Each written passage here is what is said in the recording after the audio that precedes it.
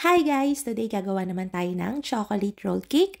Meron tong feeling na whipped chocolate ganache and may topping siya na chocolate with nuts. Sobrang dali lang nitong gawin and pinakamaganda dito, hindi siya matamis, hindi siya nakakaumay, I swear. So wag na nating patagalin yan at simulan na natin. Dito meron akong 40 ml ng milk. Tutunawan muna natin yan ng 12 grams ng cocoa powder, 25 grams ng sugar, and 1/4 teaspoon ng salt. Tinunaw natin ng una yung ating cocoa powder para mas mabilis siyang ma-hydrate at mas maging malambot yung ating cake. Haluin natin yan and then magsisift na tayo dito ng ating 50 grams ng cake flour. Yung magiging cake natin dito ay sobrang manipis lang talaga, kaya mababa lang yung mga ingredients natin. Pero yung cake dito, sobrang melt in your mouth. Talagang natutunaw na lang siya sa dila kapag kakinain. Once na na-mix nyo na yung flour, lalagay na natin yung 3 piraso natin ng egg yolks. Haluin yan syempre and then set aside.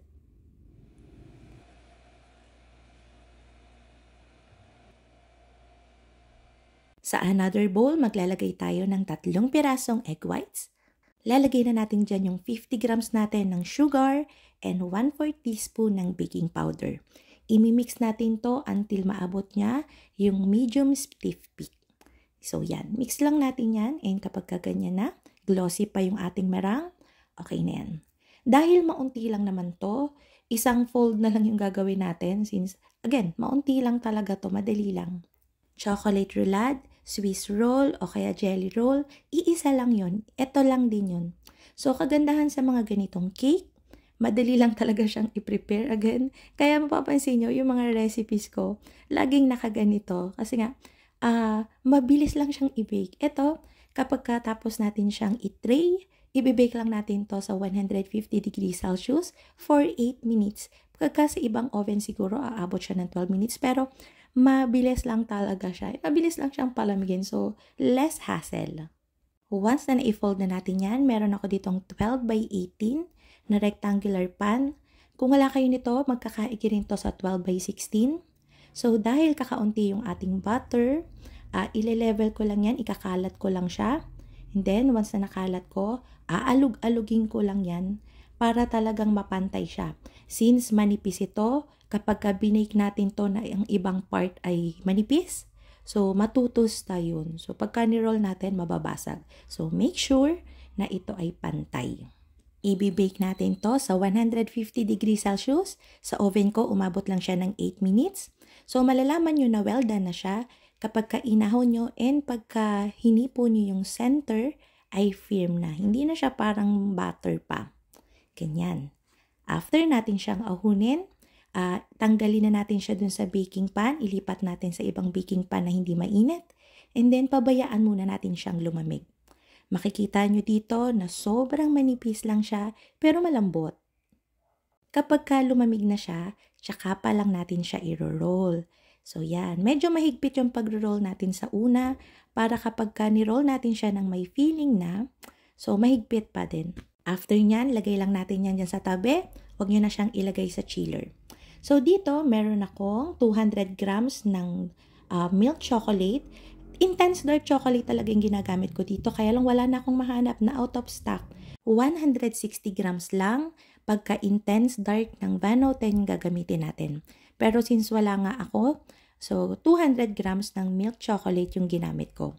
Hinaluan ko yon ng 100 ml ng all-purpose cream.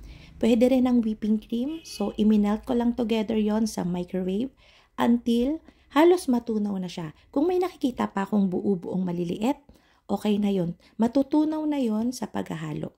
Kapag katunaw na, kailangan nating maabot yung temp ng chocolate ng nasa 32 to 35 degrees bago natin siya magamit. Kung wala kayong thermometer, basta hindi na mainit yung mixture ng chocolate nyo, okay na yon. Dito sa another bowl, nagmix ako dyan ng chilled na 150 grams o ml ng all-purpose cream. Mas maganda kung whipping cream ang gagamitin nyo kasi mag-volume talaga siya. Mas marami yung kakalabasan. So, yan. Minix ko lang yan until maging stiff ng konti yung all-purpose cream. And then, nilagay ko yung ating chocolate ganache na una nating tinunaw sa 2 portion. Kapag na-whip na natin yon, ganyan na siya. Nag-volume na siya and pipeable din naman to. Kung gusto niyo siyang i-pipe. Maganda dito sa whipped chocolate ganache natin, hindi na natin siya kailangang i-rest ng matagal. Pwede na natin siyang gamitin after mixing kaagad.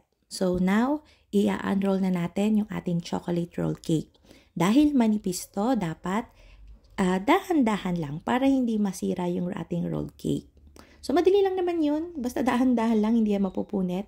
And flexible kasi yung ating cake. Pwede na nating ilagay yung ating whipped chocolate ganache and then papantayin lang natin yan. Since all-purpose cream yung ginamit natin, medyo maliit yung kinalabasan ng ating cake. Usually, mas makapal yung layer ng whipped chocolate ganache compared dun sa ating cake.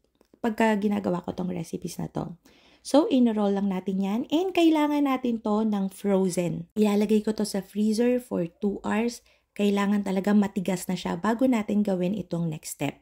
Dito, meron akong 200 grams ng milk chocolate compound ng Van Houten. Kasama ko ng tinunaw dyan yung 150 ml ng all-purpose cream. And once na melted na completely, maglalagay na tayo dyan ng less than 1/2 cup ng nuts. Yung nuts natin kailangan ay maliliit na chop na. Kapag ka malalaki yan, babagsak lang yan dun sa cake, hindi siya magi-stay. So, dapat ganyan lang yung mga size ng pagkakakat niya sa kanya. Inilabas ko na yung ating cake. Hindi pa siya totally frozen, kaya 2 baso pa yung pinangpatungan ko sa kanya. Kapag frozen na to, kahit isa lang sa gitna, okay lang. Then, gently, ibubuhos natin para makover completely yung ating cake. Yung ating mixture ng chocolate ganache na pang-coat dito ay madami kasi kailangan natin siyang ma-coat completely. So, after nyan, pwede nyong i-scrape yung mga tumulo and then, magagamit siya pa siya sa next.